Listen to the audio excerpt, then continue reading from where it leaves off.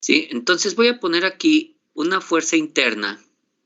La estoy poniendo punteada porque la voy a descomponer.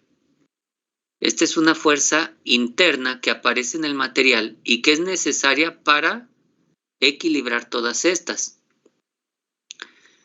Ahora, en realidad, ustedes podrían haber puesto simple y sencillamente una FIX y una FIY, que es lo mismo que esta FI de aquí. Está descompuesta en sus partes, en sus componentes. ¿Cómo ven? ¿Sí? Sí.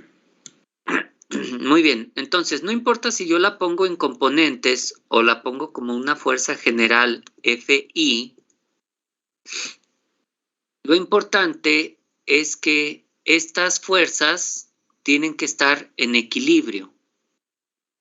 ¿Sale? ¿Y qué significa que haya equilibrio de fuerzas? Matemáticamente, ¿cómo lo pongo? Que la sumatoria de ellos es igual a 0. Ajá. Entonces vamos a hacer aquí una sumatoria de fuerzas. Ay, perdonen la letra. Sumatoria de fuerzas, pero como vector es igual a 0. ¿Sale? La sumatoria de fuerzas vectorial es igual a un 0 vectorial. Voy a hacer tanto X como Y en la misma sumatoria. Entonces, tenemos una fuerza genérica FI. Bueno, pues simple y sencillamente yo pongo que FI está aquí en la sumatoria, pero como vector, ¿recuerdan? Ahora, esta fuerza de 4 que va hacia abajo, ¿cómo la pongo de forma vectorial? 4 en la dirección... No, menos 4. Ajá. En la dirección J. Muy bien. En realidad deberíamos decir 4 en la dirección de menos J, ¿verdad? Pero es lo mismo, a final de cuentas. Entonces ya tenemos esa. Ahora, ¿cómo ponemos esta de 5, 5? A partir de sus componentes. Muy bien. Sería menos 5.5 coseno de 30 en I. Sí. Y menos 5.5 seno de 30 en J, ¿correcto? Sí. Muy bien. Ya nada más me falta la fuerza de 4 que está acá. ¿Cómo sería? ¿Menos o más?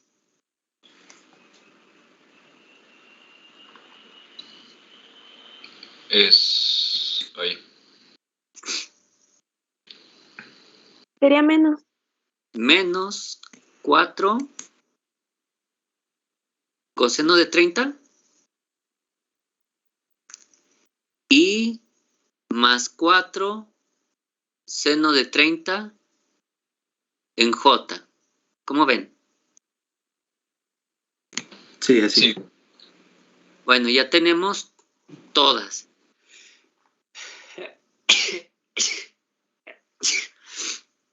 Y todo esto es igual a 0.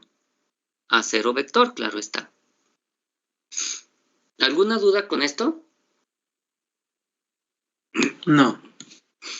Bueno, pues lo único que necesito hacer es despejar FI. Ay, perdonen, no era allí, era aquí. Necesito despejar la fuerza interna. ¿A qué sería igual? Bueno, ustedes saben que lo de I con lo de I y lo de J con lo de J. Sí. Entonces, ¿cuánto da esto más esto?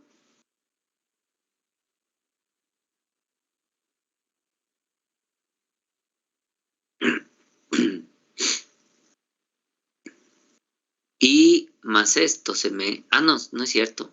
Eso nada más. Me A da mí- menos 8.22. Menos 8.22 en I. Ujú. Muy bien. Y en J, Pero ya despejado es positivo, ¿no, profe?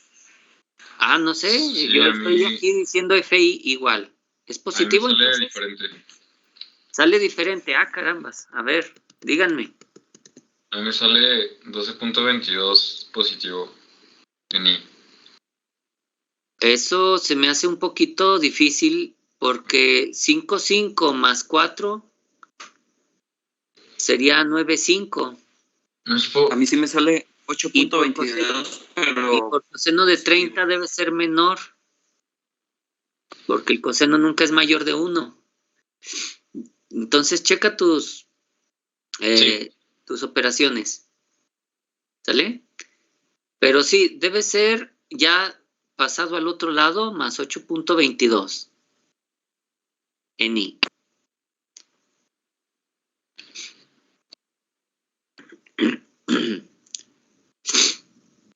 ¿Y cuánto me da en J?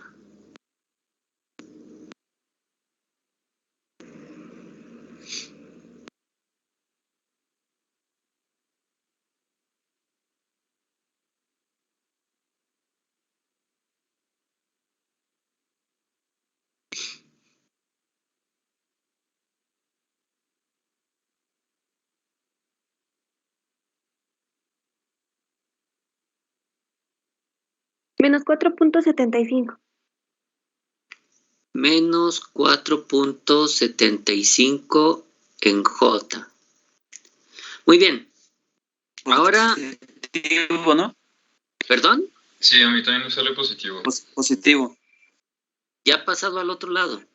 Sí. Sí, ya pasó al otro lado, positivo. Muy bien. Entonces, hay que tener cuidado con eso. Recuerden que aquí yo ya la estoy escribiendo despejada, aunque acá todavía siga del lado izquierdo. ¿Sale? Entonces, sí, una vez más, tengan muchísimo cuidado con los signos.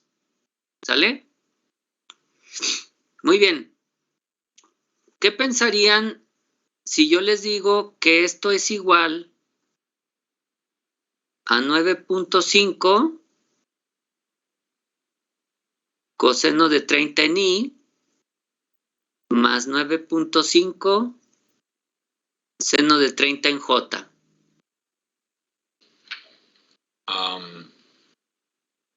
Por la fuerza de Na, ¿no? La del pernocha.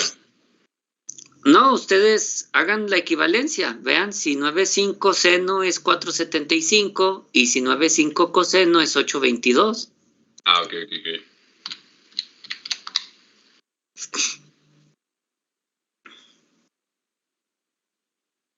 Ujú. Muy bien. De hecho, eso se puede sacar si ustedes a esto lo dibujaran. Si dibujaran 8.22 en X y dibujaran 4.75 en Y, verían que eso forma una línea de 9.5 a un ángulo de 30 grados. ¿Cómo ven? Sí. ¿Sale? O sea, no estoy haciendo trucos demasiado extraños todavía. Solo estoy calculando de este vector su magnitud y su dirección. Hablando de magnitud, ¿cuál es la magnitud de FI?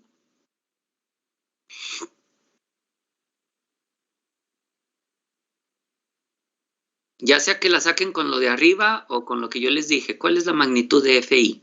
Me sale... No, espera. 9.49. Híjole, a mí me sale 9.5. Sí, también. Sí. Sí, perdón. ¿Vale? Bueno, no importa. 9.49 está dentro del rango aceptable de error, ¿eh? Así que no hay problema. Pero en sí, ¿qué fuerza es la que va a tratar de cortar esta cara? ¿Su componente en X o su componente en Y o la fuerza total? La total, ¿no? La fuerza total es la que va a tratar de arrancarlo. ¿Sale? Entonces, en el cálculo del esfuerzo cortante, tanto la componente en X como la componente en Y son cortantes. Por lo tanto, lo que me interesa es la magnitud del vector total. Es decir, la fuerza es de 9.5 kilonewton. Es la que yo voy a usar para calcular el esfuerzo que trataría de arrancar este material aquí. Y en este caso, la fuerza trataría de arrancarlo a 30 grados. Pero eso no es importante en realidad hacia dónde lo arranque, sino con qué fuerza lo quiere arrancar. Ahora, si yo hubiera hecho esto del lado izquierdo, ¿qué fuerza tendría que haber dibujado para que equilibre esta de 9.5? Igual que FI, ¿no? Pero en sentido contrario. No exactamente igual que FI, sino igual que ¿quién? Que la de 9.5. Igual que la de 9.5, ¿sí? La fuerza FI aquí la hubiera puesto hacia acá. ¿Están de acuerdo? Porque solamente así equilibra la de 9.5. Ahora, si yo hago aquí la sumatoria de fuerzas igual a 0, pues lo que saco es que FI debe ser menos 9.5 coseno de 30 en I menos 9.5 seno de 30 en J, que es lo mismo pero en sentido contrario que la de acá.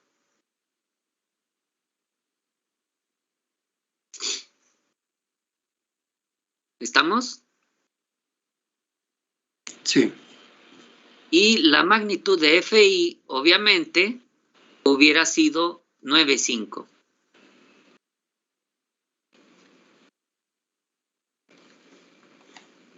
¿Cómo ven? Todo bien. Bien, ¿ya lo tienen? Perdón, magnitud, así, magnitud. ¿Ya lo tienen listo? ¿Está claro? Que no importa de qué lado vea el corte, mi resultado es el mismo, solo que de sentido opuesto. Sí. Muy bien. ¿Con qué mitad quieren que me quede? ¿Izquierda o derecha? Con la derecha. ¿La de la derecha? Muy bien. Entonces la de la derecha se va a ir a los apuntes, la de la izquierda se va a perder. ¿Sale? Muy bien, ahí está. Nos llevamos esa mitad. Y entonces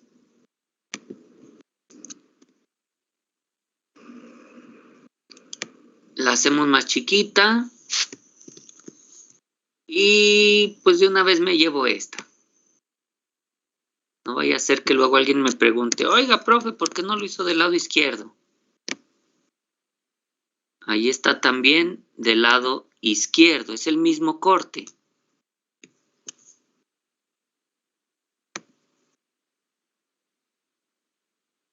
Muy bien. Entonces, como les comentaba, no importa si lo hago del lado izquierdo o del lado derecho, mi resultado será el mismo. Continuando, ¿verdad? Continuando aquí. Ahora, ¿dónde vamos a hacer el corte? En de HB a HG. Ajá, vamos a hacer el corte aquí. Pero para no perder tiempo, ya no lo voy a hacer en ambos lados, solo lo voy a hacer en uno, ya sea del lado izquierdo o del lado derecho. ¿Sale? Entonces elijan de qué lado quieren que se haga el análisis. ¿Izquierdo o derecho? Derecho.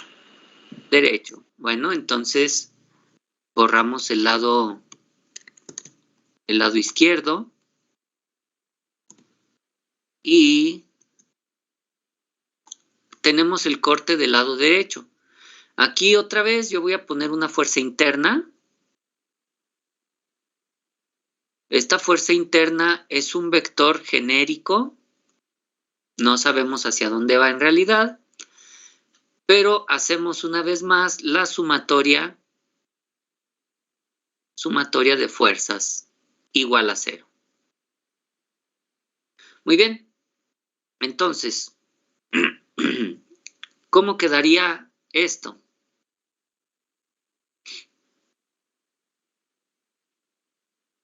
FI. ¿Qué más?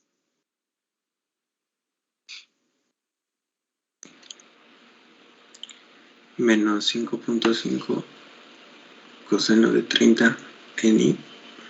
Ajá. Menos 5.5 seno de 30 en J. Ajá, muy bien.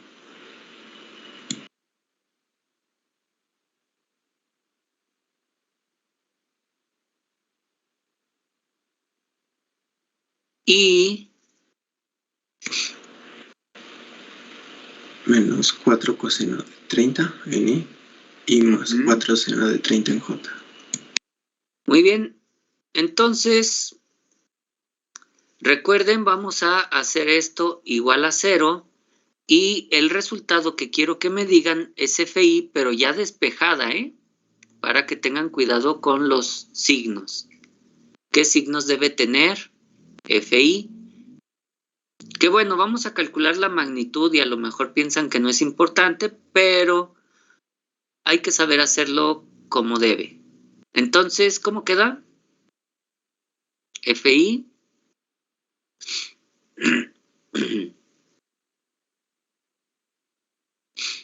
¿Cuánto en I? ¿Cuánto en J? Igual 8.22 positivo en I. 8.22. Me están diciendo solo 2 decimales porque el siguiente es muy pequeñito, ¿verdad? Ah, no, entonces 23. Sí, disculpe. Entonces, recuerden, hay que saber redondear, ¿eh? Yes. 8.22, ¿qué? 7. 8.227, ¿sale? Entonces, 23. y yo supongo que del 7 sigue un número pequeñito. Sí. Muy bien, sale. ¿Y en J cuánto?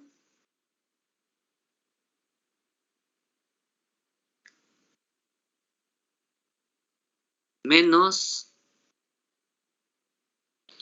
más, ¿verdad? Sí, es 0.75.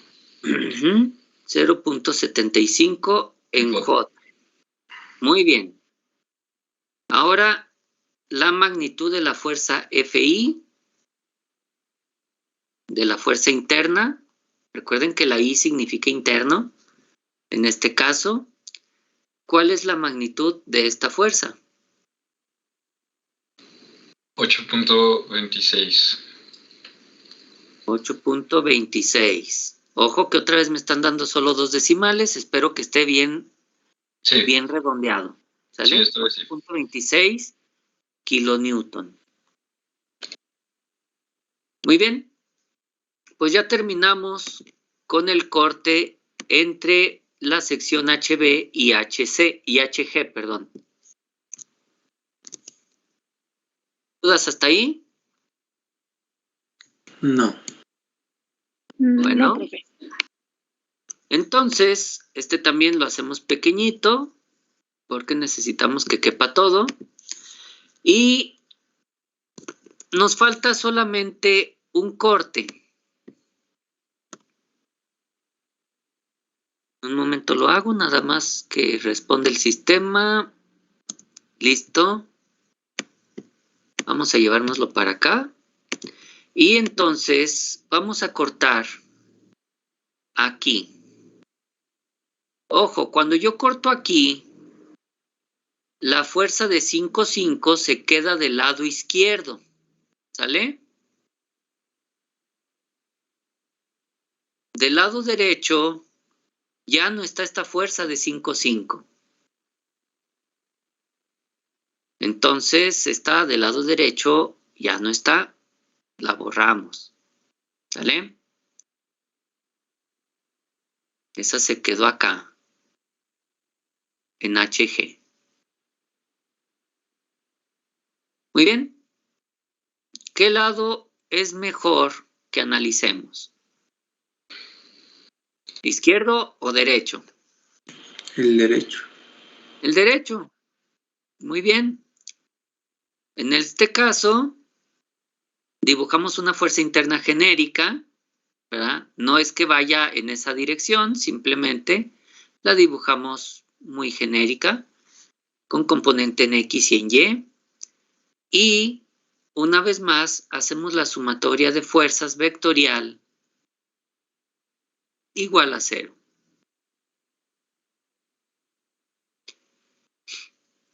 Y descubrimos que FI, vector, debería ser igual a 4 coseno de 30 en I menos 4 seno de 30 en J. Y su magnitud debería ser ¿de cuánto? Hasta sin calculadora lo pueden hacer. ¿Cuál debería ser su magnitud?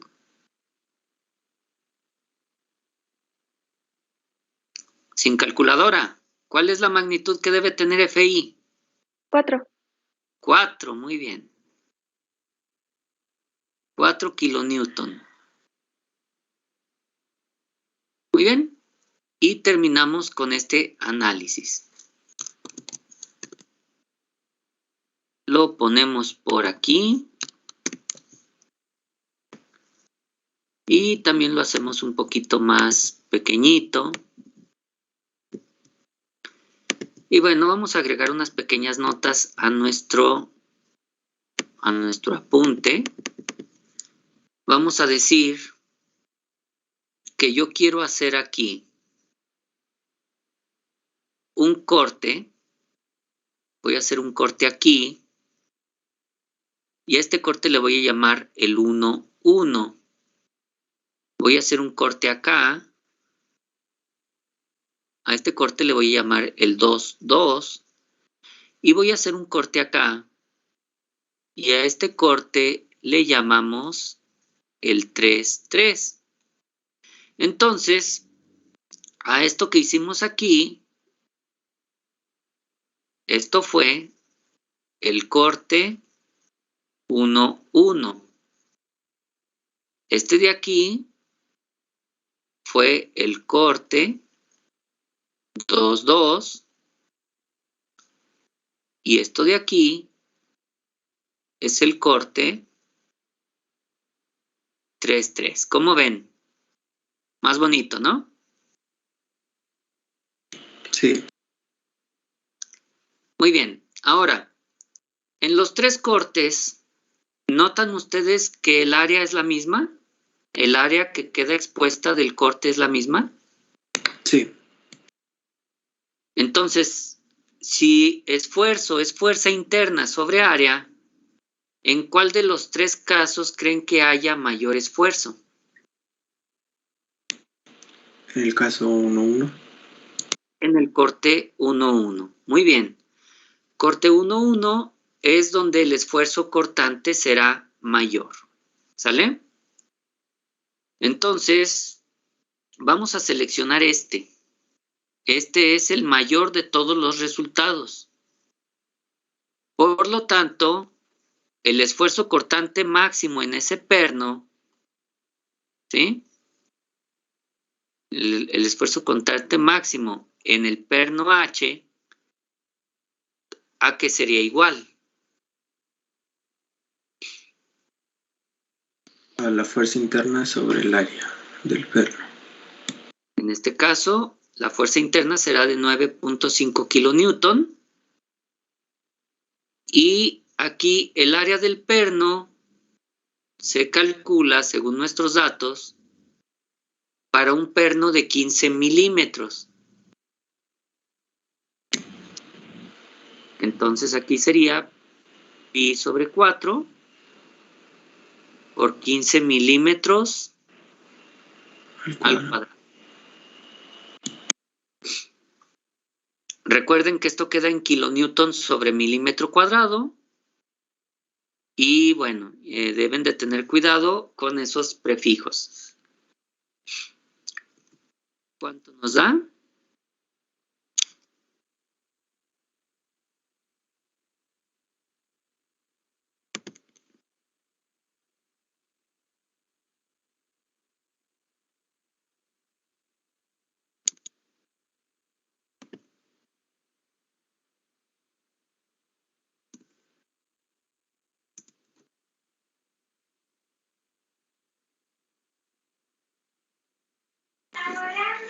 $53.759 megapascales. Muy bien. 53.76. Ay, qué fea letra. 76 megapascales.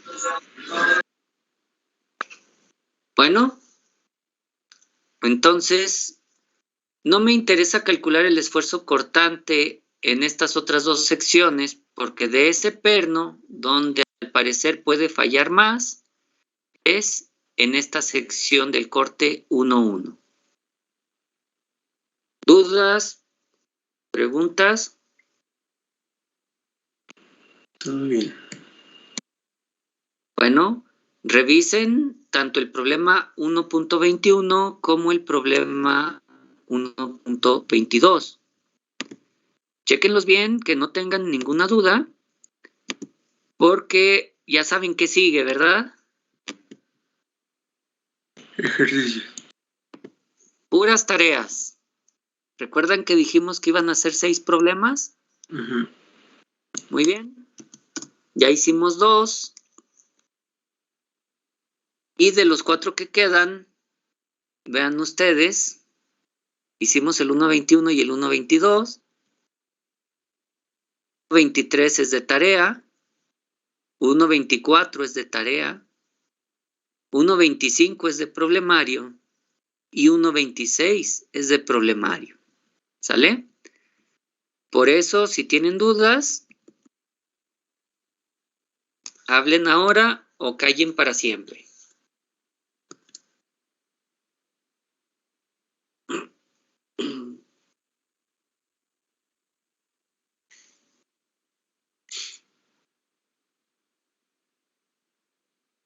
Y bueno, esto es lo que tendrían que hacer en un caso en el que el perno tenga muchos eslabones, no solo 2.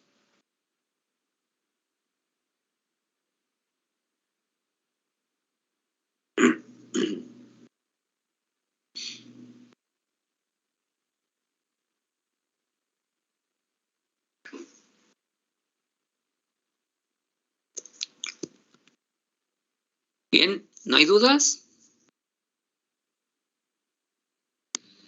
Por el momento no, a lo mejor ya el momento de hacerlos, quizás.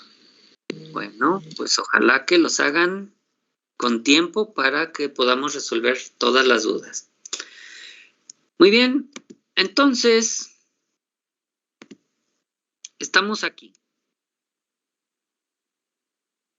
Recuerdan que nos habíamos quedado en la primera parte de nuestra presentación. Sí. Bueno, pues vamos a retomarla y quisiera que revisemos un poquito esta gráfica de lo que serían los ensayos de tensión.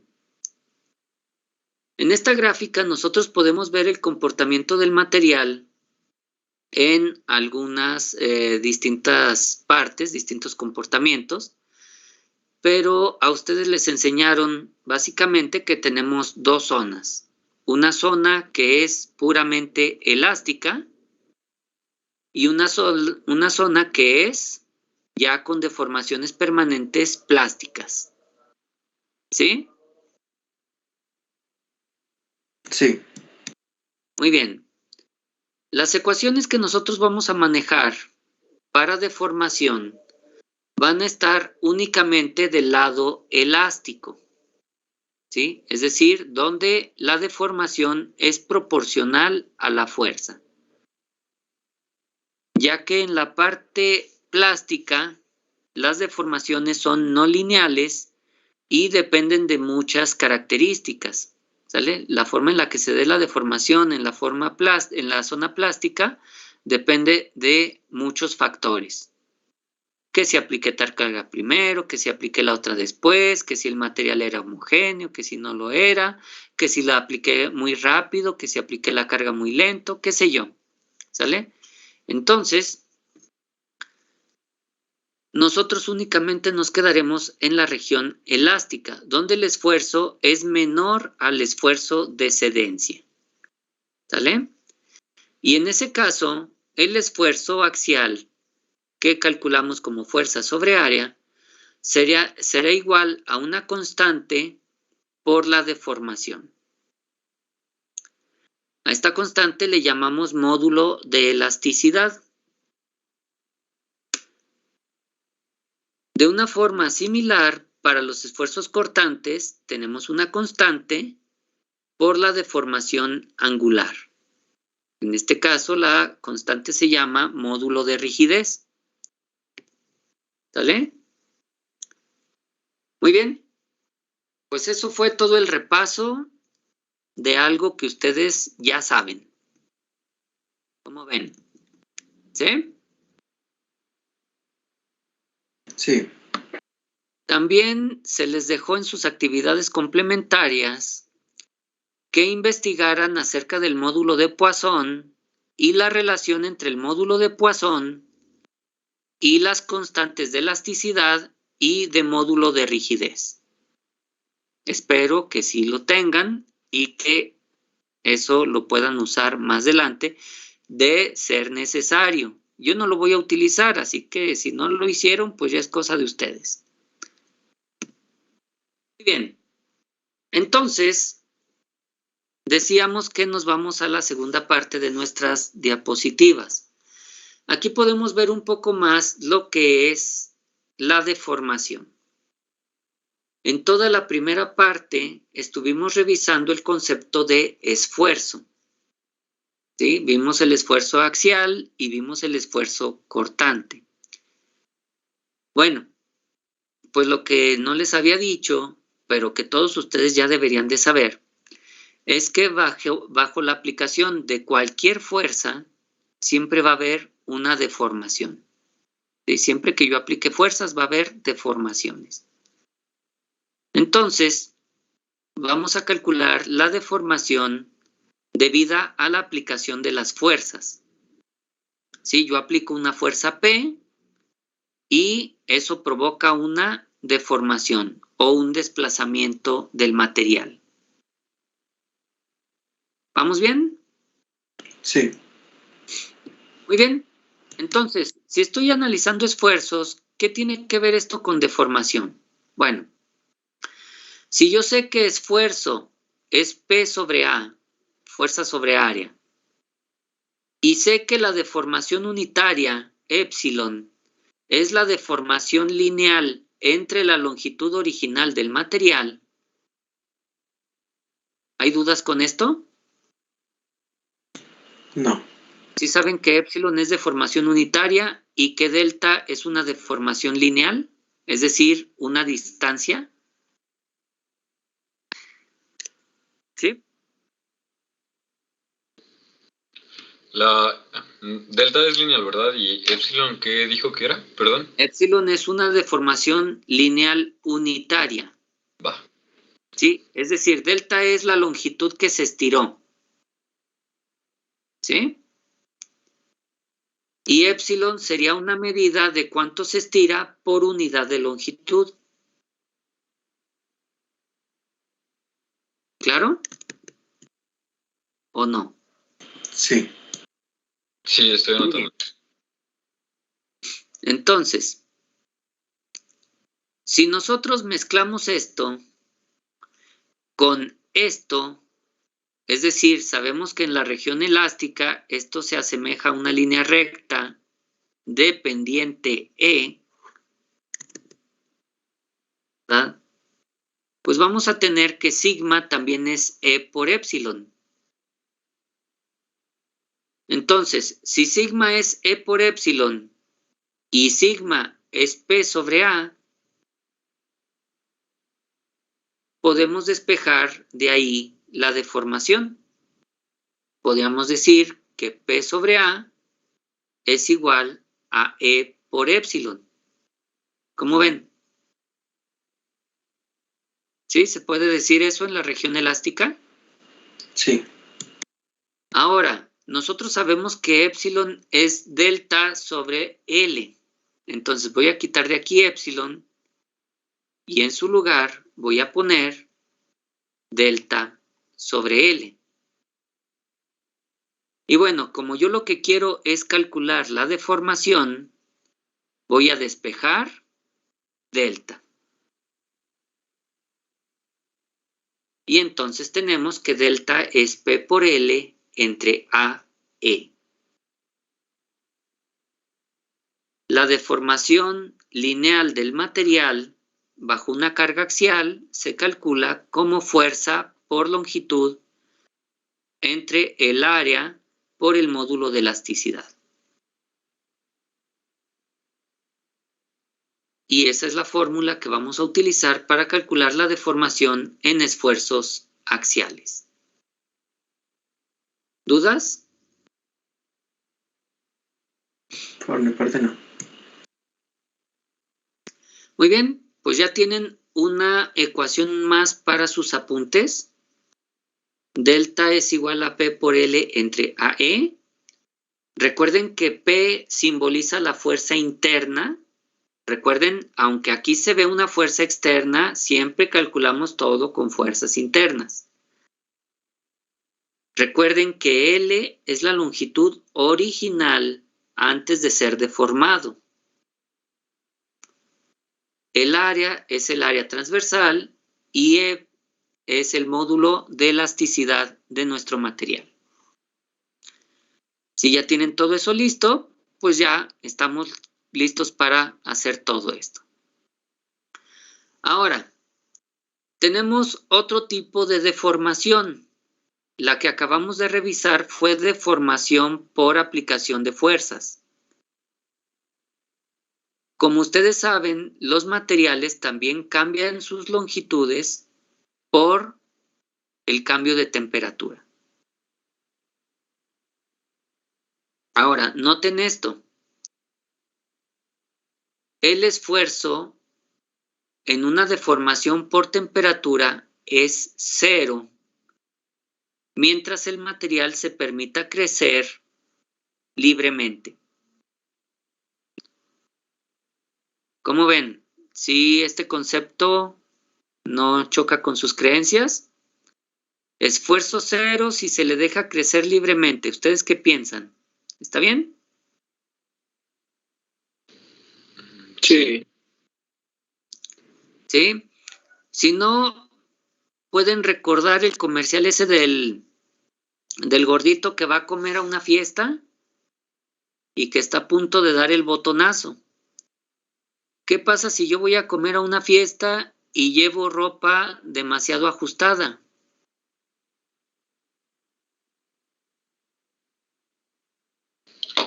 Sus botones probablemente intenten saltarse. Bueno, pero olvidemos la ropa. Vamos a decir que la ropa es de muy buena calidad y aguanta, ¿verdad? Pensemos en mí. ¿Cómo me voy a sentir de estarme comiendo 2, 3 platos de comida y deme otro para llevar, ¿verdad? ¿Cómo me voy a sentir en ese momento? Apretado. ¿Sí? Ahora, ¿qué hubiera pasado si yo hubiera ido a esa fiesta, obviamente a comer, pero con una ropa más holgada, por ejemplo, ropa un poquito más grande o incluso elástica? ¿Qué hubiera pasado allí? ¿Cómo me hubiera sentido yo?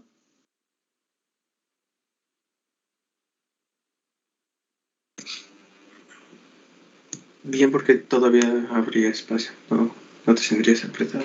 Ajá, bueno, pues igual pasa con los materiales cuando se deforman por temperatura.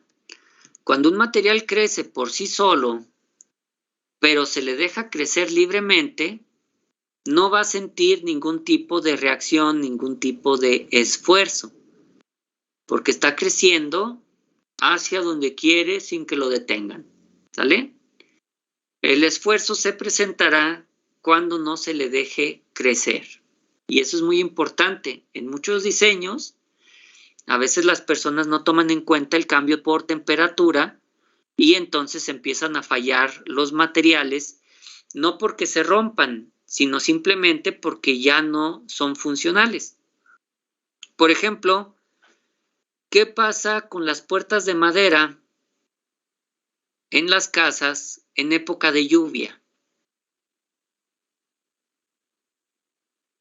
La madera se ensancha y es más difícil cerrar la puerta. Sí, es más difícil moverla, incluso algunas son difíciles de cerrar, otras son difíciles de abrir y algunas hasta se pueden arrastrar, ¿cierto? Entonces, ahí la puerta no se está rompiendo, pero ya no es tan funcional como cuando tenía las medidas adecuadas, ¿no? Entonces, tengan esto en cuenta cuando hagan diseños, que también hay deformación por temperatura y que trataremos de que esta deformación sea libre para que el esfuerzo añadido sea de cero. ¿Sale? ¿Cómo voy a calcular la deformación por temperatura? Muy bien. La vamos a calcular como una deformación lineal, es otra vez una distancia, ¿verdad? Y se calcula como coeficiente de expansión térmica alfa por la longitud original de la pieza por el cambio de temperatura. ¿Sale? Este coeficiente de expansión térmica lo pueden ver en el apéndice B, el cual les había dicho que era recomendable que lo tuvieran. ¿Ya tienen ese apéndice? Sí. Bien. Entonces, en el apéndice B, de hecho aquí está, ¿verdad? Un extracto. Pueden ver, aquí está, coeficiente de expansión térmica. Noten que son, por ejemplo, el primero, 11.7 por 10 a la menos 6 sobre grados Celsius. ¿Sale? Hay que tener en cuenta esos exponentes. Obviamente la tabla está tanto en sistema internacional como en sistema inglés. En sistema inglés está sobre grado Fahrenheit. ¿Sobre cómo calcular una deformación debido a temperatura? No. Bueno. ¿Qué Pues significa el doctor? Disculpe. ¿Qué significa quién? ¿Podría repetir la fórmula coeficiente de expansión térmica?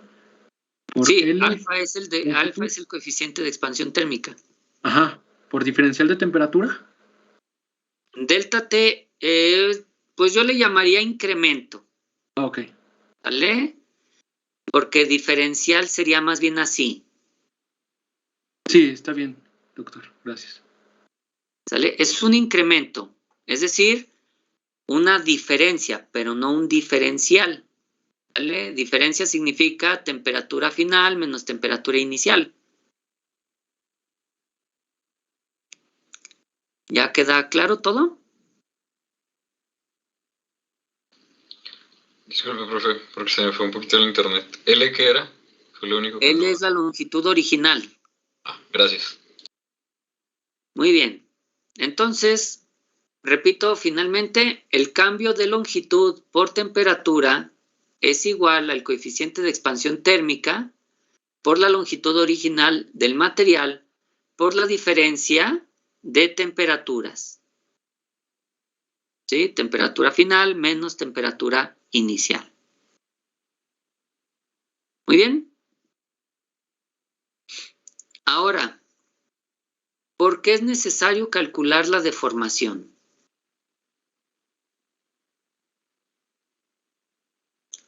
¿Sí? No me interesa nada más saber que el material no se rompe. Bueno, aquí dice, en la primera, algunas aplicaciones solo funcionan bien si la deformación existe dentro de límites aceptables. Y volvemos a tener el ejemplo de las puertas o ventanas respecto de sus marcos. En los sistemas de transmisión de potencia, por ejemplo, en engranajes y ejes de transmisión. También dice aquí que vamos a necesitar de las deformaciones para resolver problemas donde las ecuaciones de equilibrio, es decir, las sumas de fuerzas y sumas de momentos, no son suficientes para resolver nuestro problema. Y aquí tenemos un caso clásico de los problemas que les ponemos en resistencia de materiales. Vean, tenemos una barra sostenida por 4 cables idénticos del mismo tamaño y aplico una fuerza P. ¿Qué fuerza se aplicará en cada cable? ¿Sí pueden ustedes notar que las fuerzas en cada cable serán verticales únicamente? Sí. Sí. ¿Sí? ¿Y cuántas fuerzas verticales voy a tener aquí? Desconocidas. 4. 4 incógnitas. ¿Cuántas ecuaciones de equilibrio voy a poder usar aquí? 4. No. Ecuaciones de equilibrio. Nada más. Libro, solamente pues una. Suma de fuerzas Y momentos, ¿no? También. y suma de momentos. Ujú. Da un total de 2. 2. ¿Cuántas incógnitas tengo?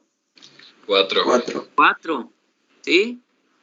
4 mayor que 2 significa que no puedo resolver con mis procedimientos habituales. Para poder resolver este problema, porque sí se puede resolver, necesito calcular deformaciones. ¿Sale?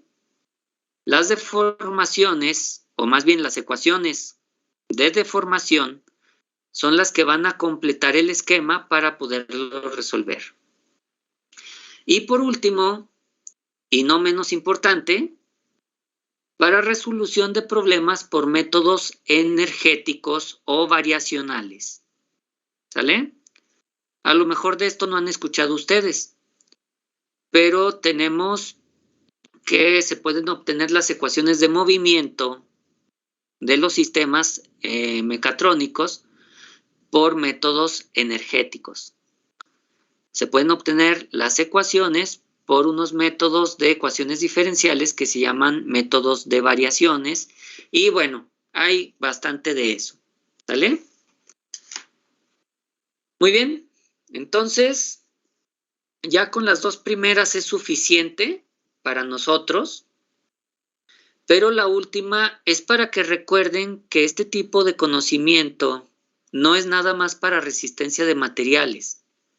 Esto les puede servir para mecanismos, les puede servir para modelado y simulación de sistemas mecatrónicos, ¿sí? Y les puede servir para la implementación de sistemas de control. ¿Sale? Así que si lo aprenden bien, pues qué bueno.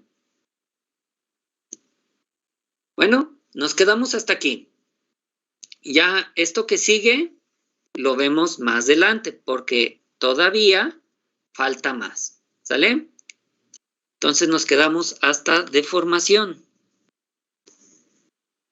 ¿Cómo ven? Todo Bien. bien por el momento. ¿Vale? Bueno, entonces decíamos que vamos a relacionar la deformación con el esfuerzo. Y ambos se relacionan por la aplicación de fuerzas. ¿Sale? En los primeros problemas vamos a conocer primero la ecuación de deformación. No vamos a calcular esfuerzo, solamente vamos a calcular deformaciones, ¿sale? Después vamos a calcular algunas fuerzas en base a la deformación. Y finalmente resolveremos problemas de tipo hiperestático, como esta, ¿sí? Es decir, problemas que no se resuelven únicamente con las leyes de Newton. Vamos a resolver ese tipo de problemas en función tanto de la deformación como del esfuerzo, ¿sale? ¿Cómo ven? Y si se fijan, ya casi estamos terminando, ¿sale? Recuerden que esto se acaba por allá del problema 1.39 y ya vamos en el problema 1.27, ¿sale? Muy bien. Entonces,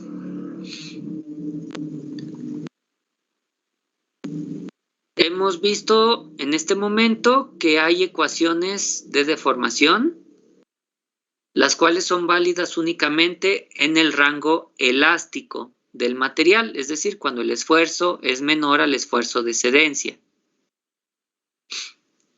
Sabemos la fórmula para calcular la deformación debido a la aplicación de fuerzas y también vamos a tener la fórmula para calcular la deformación debido a temperaturas o a cambios de temperatura, más bien. ¿Sale? Sabemos que esto se va a necesitar para problemas que no se resuelven únicamente con la ley de Newton. Y bueno, ya estamos listos. Problema 1.27. Recuerden, los primeros problemas son muy simples para que vayamos conociendo las ecuaciones.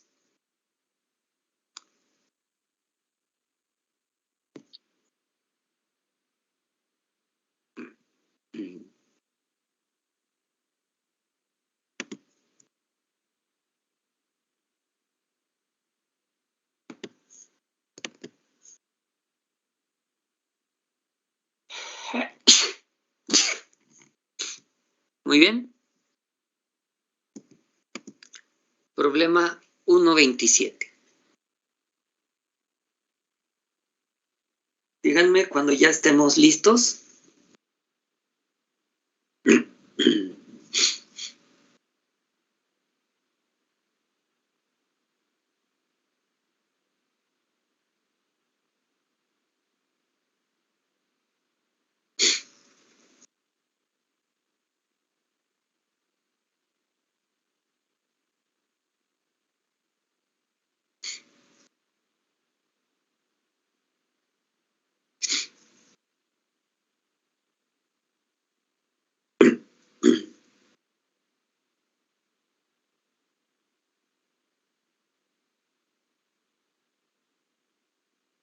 Ya, profe.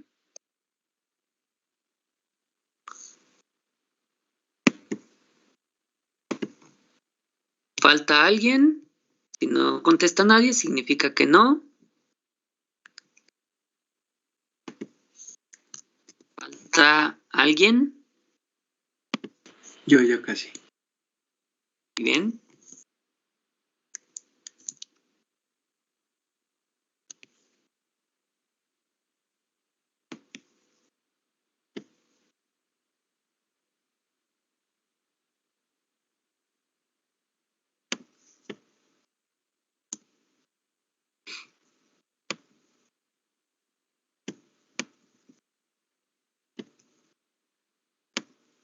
Ya.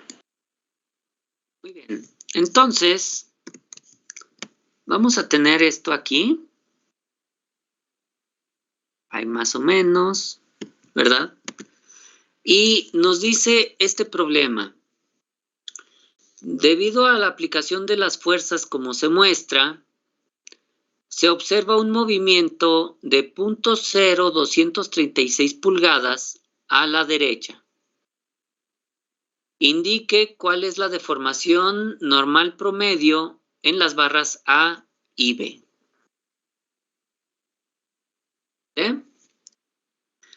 Entonces, aquí vamos a tener algunos conceptos que hay que ir aclarando. Por ejemplo, aquí dice placa rígida. ¿Qué significa rígido?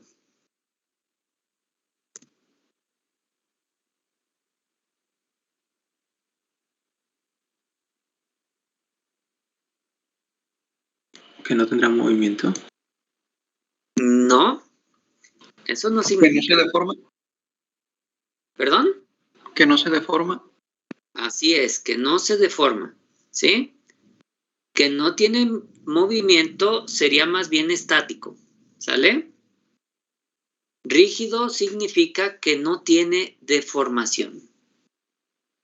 Yo hace un momento les había comentado que toda aplicación de fuerzas siempre conlleva una deformación, ¿sale? Pero, ¿por qué vamos a suponer que una placa es rígida entonces? Porque ahí estaríamos de alguna manera limitando el movimiento de la barra, ¿no? En este caso. No, no tiene nada que ver con las barras. Tiene que ver con el concepto de rigidez. ¿Qué dijimos que significa rígido? Que no se deforma. Muy bien. Entonces, rígido significa que no se deforma. Y luego llego yo y les digo que todo en este universo se deforma. Entonces, ¿qué pasa con el concepto de rigidez? Pues es para facilitar los cálculos, ¿no? ¿Cuándo puedo usar este concepto de rigidez? Claro que va a ser para Cuando lo simplificar. especifica el problema. ¿Cuándo qué? Cuando el problema lo especifica, aunque sabemos que en la vida real pues no. A ver, pero a veces el problema lo vas a hacer tú, a veces te lo va a plantear un cliente, no siempre va a venir en un libro. No, yo me refiero y a la que persona cuando... del libro, ¿quién le dijo que pusiera la placa rígida? Sí, ¿Cómo yo me supo? refiero, doctor, ¿A qué? cuando estrictamente el problema dice que no consideremos temas de deformación, ¿Y por qué no los debemos de considerar? porque estrictamente a veces los piden ejercicios así. ¿Pero por qué nos los piden así? Porque, por ejemplo, ahí dice placa rígida. Sí, yo sé que ahí dice, y tú me estás diciendo que porque alguien quiso ponerlo. La pregunta es, ¿por qué lo puso? Pues será porque no. para las fuerzas que se van a aplicar, esa placa no va a tener ninguna deformación, que ocupa más fuerza, ¿no? Bueno, más o menos es la respuesta, ¿sale? Todo en este universo se deforma, pero imagínense que esta barra se va a deformar 0.02 y que esta placa se va a deformar 0.0001. ¿Qué pasa? Su deformación es despreciable. Para nuestros fines, la deformación de la placa no interesa, ¿sale?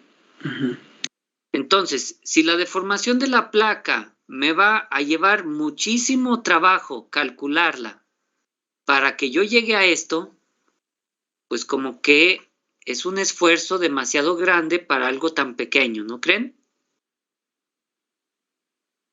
Sí. Obviamente, si ustedes estuvieran calculando algo para una industria bélica, aeroespacial o esas donde se gastan millones de dólares en investigación, pues a lo mejor ahí sí me ocupa cualquier pequeño cálculo porque es muy importante, porque es algo bastante delicado. Pero en una aplicación común y corriente, puede ser que esta placa sí se deforme, pero su deformación sea tan pequeña que yo la pueda despreciar de mis cálculos sin mucho error. ¿Sale? Ahí es cuando podemos utilizar el concepto de rigidez. O si no, también piensen ustedes. Cuando ustedes están doblando algo, por ejemplo, con unas pinzas, están doblando un alambre, ¿se preocupan de la deformación de las pinzas? No. No, ¿O solo se preocupan de la deformación del alambre? solo del alambre. ¿Por qué?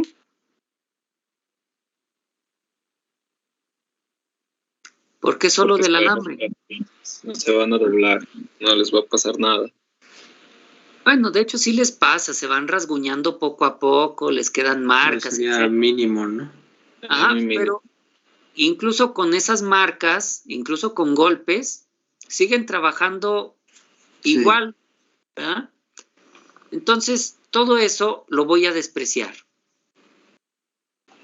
Cuando no me interese o cuando sea bastante pequeño, o ambas cosas más bien, es cuando decimos que algunos cuerpos los consideramos rígidos, ¿vale?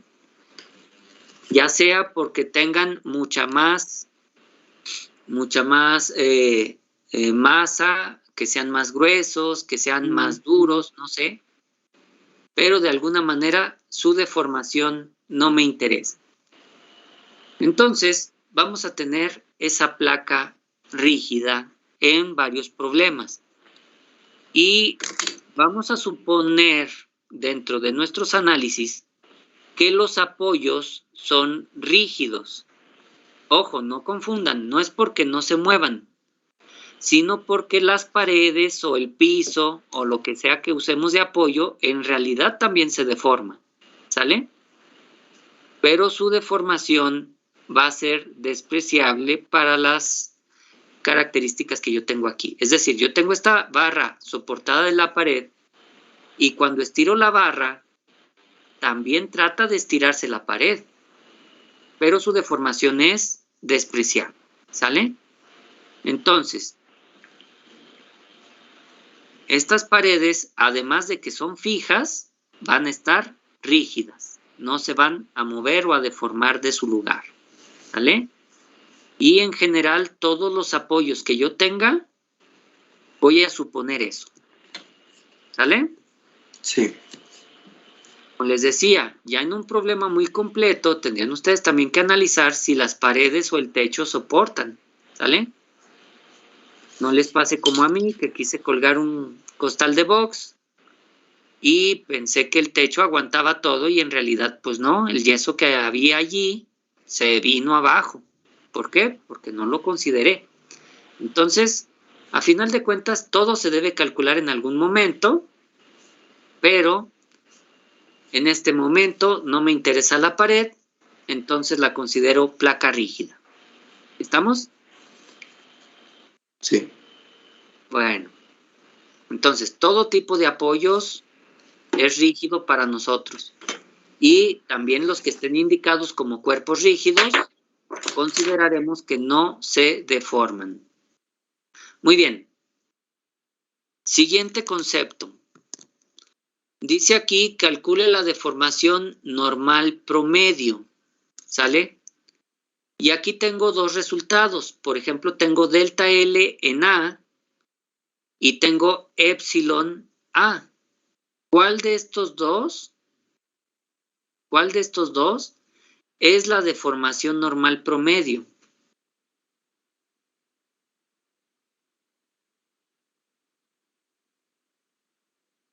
¿Será delta L o será epsilon? ¿Verdad? Eso es otra cosa que tienen ustedes que tener en cuenta. Que a veces, en el idioma español, las cosas tienen muchos nombres. Habíamos hablado de deformación unitaria, delta. De deformación lineal, delta, y de deformación unitaria, epsilon. Sí. Y ahora estoy hablando de deformación normal promedio.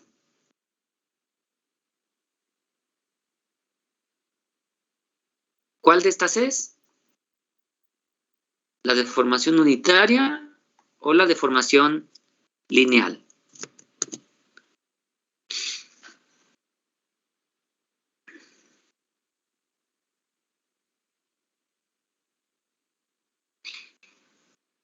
Pues será epsilon.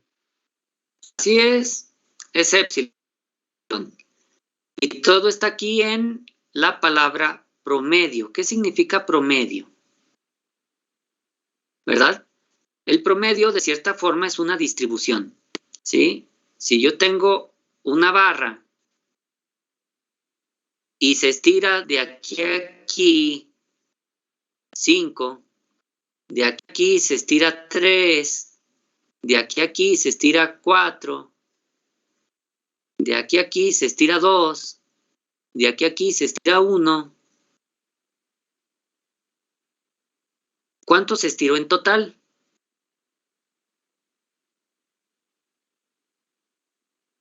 ¿Cuánto se estiró en total? Si se estiró 5, 3, 4, 2 y 1. 15. 15. Entonces, el estiramiento total delta es 15, ¿verdad? Ahora, ¿cuánto se estiró en promedio? 3. 5 más 3 más 4 más 2, 1, 15. Entre 5, 3. en promedio se estiró 3. Es decir, estiró 3 unidades a lo mejor por cada metro. Aquí se estiró 5 centímetros en un metro. Acá se estiró 3 centímetros en un metro. Acá 4 centímetros en un metro. ¿Verdad? Etcétera. Entonces, la deformación total fue de 15 metros, pero la deformación unitaria es de 3 metros por cada metro. Es un promedio. ¿Cómo ven? ¿Quedó claro? Sí.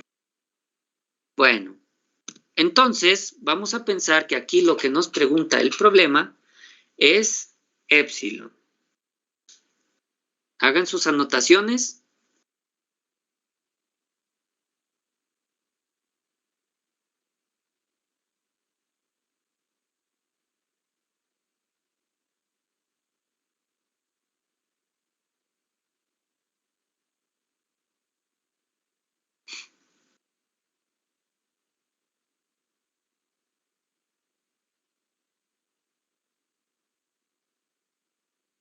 ¿Listos? Ya. Muy bien. Entonces, con la ayuda de la animación de Paint, voy a estirar esta barra. ¿Cuánto la voy a estirar?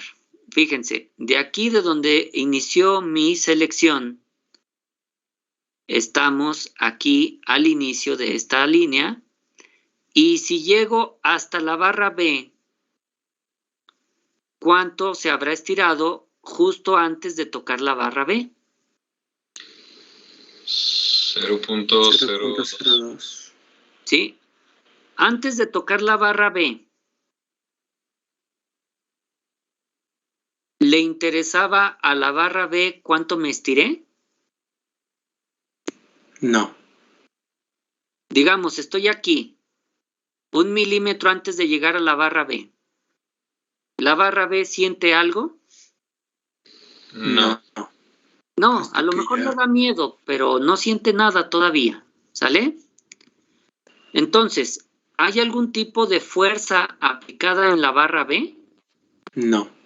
No. Pero resulta que no me quedo en punto 02. Resulta que yo estiro esto y de manera exagerada, para que se vea, me voy a meter punto 0036 más adentro. ¿Vale? Entonces, ¿qué es lo que le está pasando a la barra B? Se está comprimiendo. La barra B se va a comprimir.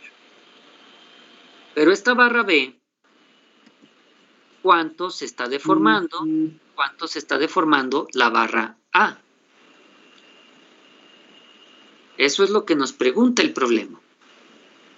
¿Verdad? Sí. Vamos a poner esto aquí, allí. Y entonces vamos a trazar unas líneas. Unas lineecitas aquí.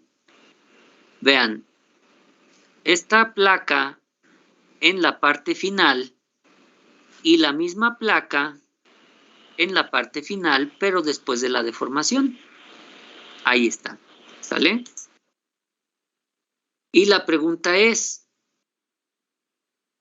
¿cuánta distancia se recorrió de aquí a aquí?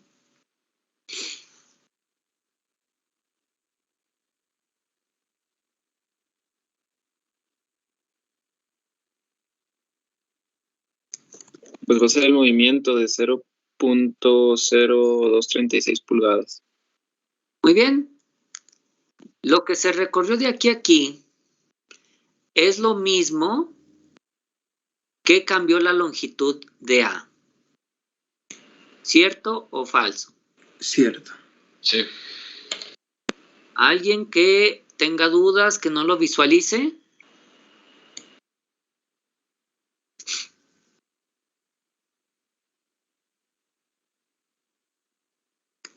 Muy bien. Ahora tenemos aquí una línea en el final de la barra B antes de ser deformada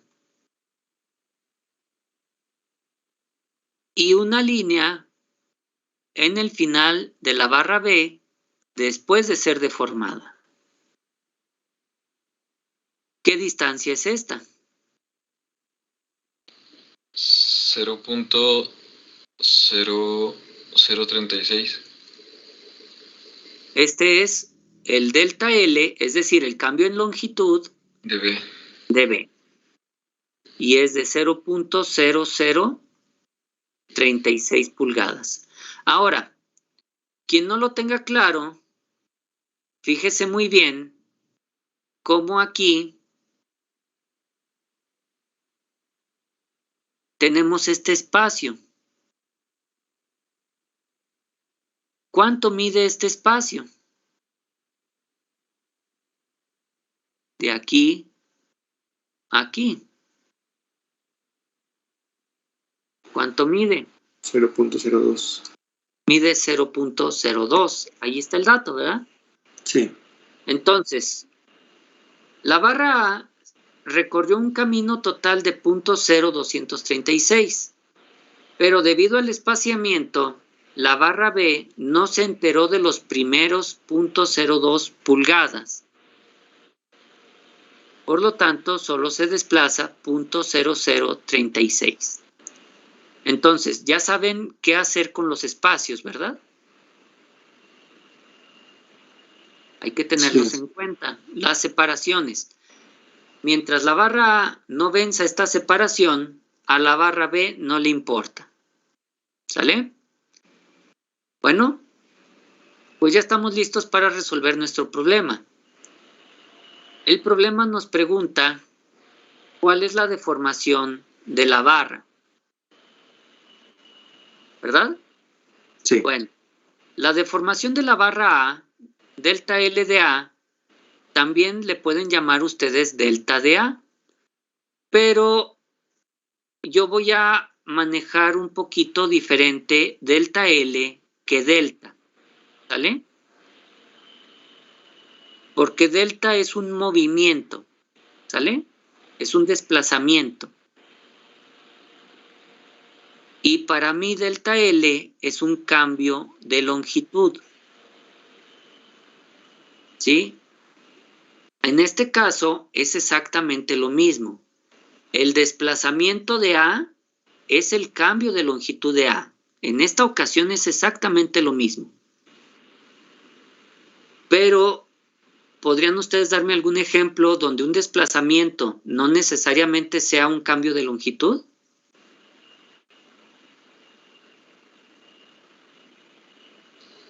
¿Un pistón? Pues más o menos, porque es muy genérico tu ejemplo. Necesitas explicármelo. Bueno, con desplazamiento lo entiendo como pues, un movimiento de traslación de alguna manera. Entonces, pues si el pistón, digamos, mueve una masa cualquiera, pues la masa va a tener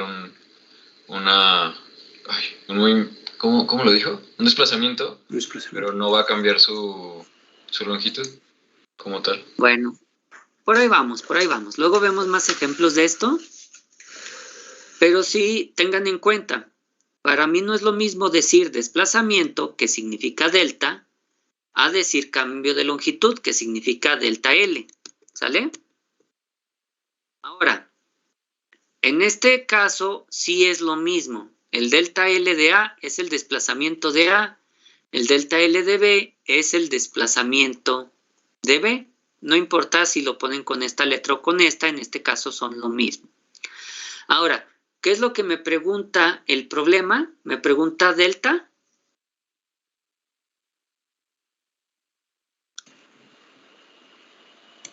¿Qué pregunta el problema? La deformación lineal entre la barra A y B. No dice deformación lineal. ¿Qué dice? Deformación lineal promedio. Deformación normal promedio, ¿sale? Entonces, si tú olvidas decir promedio, pues ya no estás diciendo lo mismo. Mucho cuidado. Entonces, ¿a quién me está preguntando? Deformación normal promedio, ¿me está preguntando este delta? No. ¿Qué me está Epsilon. preguntando? Epsilon. Epsilon. Entonces, yo voy a calcular la deformación unitaria de B y voy a calcular la deformación unitaria de A. Si tan solo me supiera la fórmula. Profe, Dígame.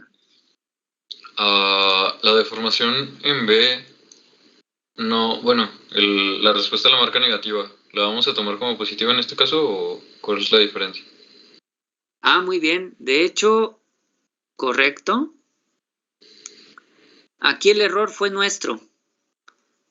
El cambio de longitud, ¿aumentó la longitud de A o disminuyó?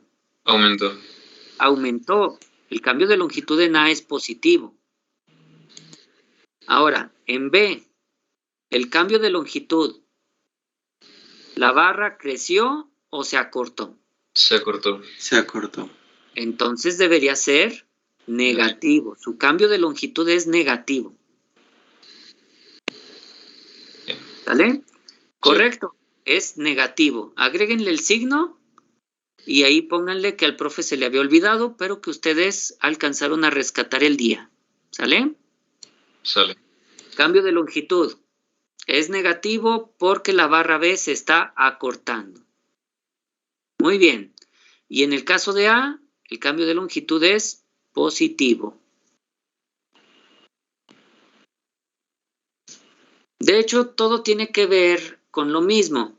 La barra B está a compresión. El esfuerzo en B es negativo. La deformación en B es negativa. Muy bien. Entonces, ¿cómo decíamos que vamos a calcular esto?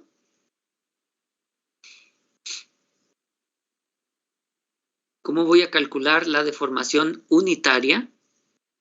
Va a ser delta. Muy bien. Sobre L. Ajá, muy bien. Epsilon es igual a delta L sobre L. ¿Sale? ¿Tienen esta fórmula? La tenemos como delta. Con esta. Ajá, exacto. ¿Verdad? Bueno, Sí. En realidad yo manejo esta, pero como es de un libro de prepa, pues a lo mejor por eso me quedé atrás, ¿verdad? Ustedes que están en universidad, pues le van a poner el delta, tal como viene en el libro de resistencia de materiales. En realidad, no importa si usan delta o delta L, lo importante es que sepan quién es quién. Y eso es precisamente lo que estamos nosotros aquí buscando. Muy bien, entonces, para epsilon B sería el delta L de B entre L. ¿De quién? Pues también de B.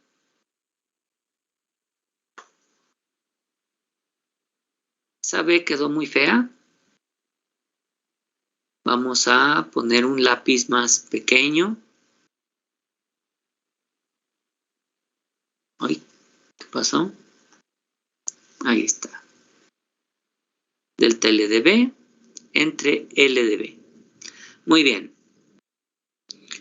Y entonces, esto nos queda igual a ¿cuánto?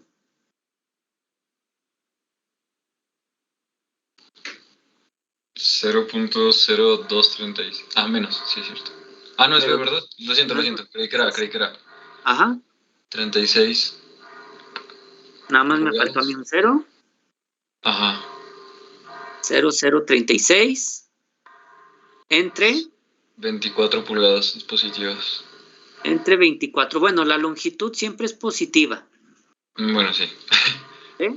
Sí. Eso es algo que también tenemos que tener en cuenta. La longitud siempre es positiva.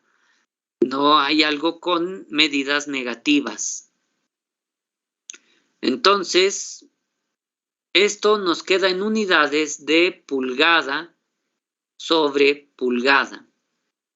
Algunos de ustedes podrían decir que se eliminan, pero es mejor para nosotros expresar la deformación como pulgada sobre pulgada o metro sobre metro, y eso ya nos indica que es una deformación unitaria y además nos indica en qué sistema estamos trabajando. Bueno, de la misma forma, epsilon de A sería más... ¿En la plataforma la acepta pulgada sobre pulgada, doctor? No, o tal Ok. vez sí, no sé, ya no recuerdo. Ustedes Está bien. inténtenle y si les sale mal, pues lo hacen de otra manera. Ahí dice qué unidades deben de poner. Ujú. Siempre les hace la sugerencia entre paréntesis el sistema. Bueno, si me acuerdo bien, creo que sí lo puse de esa forma. Sí, nada más hubo un problema en el que te pedí unas unidades, pero lo tenías que poner en otras. Ah, muy bien. Pero ese ya lo corregimos, creo. ¿O no? Bueno, ya ustedes le ven. Con eso terminamos este problema. Recuerden que estamos apenas iniciando tema de deformación. Esperen que esto se complique, por lo tanto traten de comprender y de repasar todos los conceptos que hemos visto. Sí. El ejercicio 1.28, ese es para ustedes en clase. Tarea 1.29, ejercicio 1.30 también en clase, tarea 1.31, ¿sale? Ya casi acabamos esto. Profe, una duda. Amén. El resultado, por ejemplo, lo ponemos por 10 a la menos tal cual pulgada sobre pulgada, ¿verdad? Ah, sí, ya vi el problema. Nada. Y está pulgada sobre pulgada. Ajá. Ahora, Sí. si tú lo quieres poner decimal o lo quieres poner en notación de ingeniería, notación científica, ya es cosa tuya, siempre y cuando lo pongas correctamente, ¿sale? Ok. Sobre todo, fíjense muy bien cómo podrían ustedes escribir por 10 a la menos 4 en Moodle. Porque si le escriben la X 10 menos 4, no creo que les vaya a respetar, ¿eh? Vas, pues es con el Escríbanlo signo tal cual, ¿no? como en computación. ¿Sale? Bueno, eso es todo, ya se nos acabó el tiempo. No los entretengo más. Gracias, Gracias, profe. profe. Nos vemos mañana. Pase buen Pues, día. profe, que tenga buen día. Nos vemos Gracias, mañana. profe. Igualmente.